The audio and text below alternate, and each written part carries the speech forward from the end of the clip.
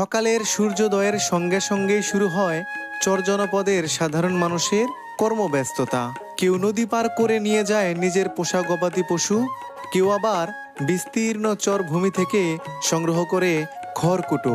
সাপ্তাহিক হাটের দিনে শত ব্যস্ততার মাঝেও ঘোড়ার গাড়িতে করে ছুটে আসে দূর দূরান্তের হাটুরেরা। কেউ নিয়ে আসে মাঠের ফসল, কেউ বা আবার নদীর টাটকা মাছ, আবার কেউ নিত্য প্রয়োজনীয় নানান পণ্য সামগ্রী। কেনা বেচার এই প্রাণবন্ত আয়োজনে সমৃদ্ধ হয়ে ওঠে চরাঞ্চলের কর্মব্যস্ত মানুষের জীবন ও স্থানীয় অর্থনীতি। এমনই এক ঐতিহ্যবাহী গ্রামীণ হাটের খুঁজে জ্যৈষ্ঠের শেষ লগ্নে আমরা পাড়ি জমিয়েছিলাম যমুনা নদীর অববাহিকায় গড়ে ওঠা এক চরাঞ্চলীয় জনপদে। সেখানেই খুঁজে পেলাম গ্রাম বাংলার চিরচেনা ঐতিহ্য আর প্রাণচাঞ্চল লোকে আজও বাঁচিয়ে রাখা একটি গ্রামীণ হাট, যে হাটের নাম সাতানি হুগরা বাজার। হাটে যাওয়ার পথেই চোখে পড়ল চরাঞ্চলের এক পরিচিত দৃশ্য।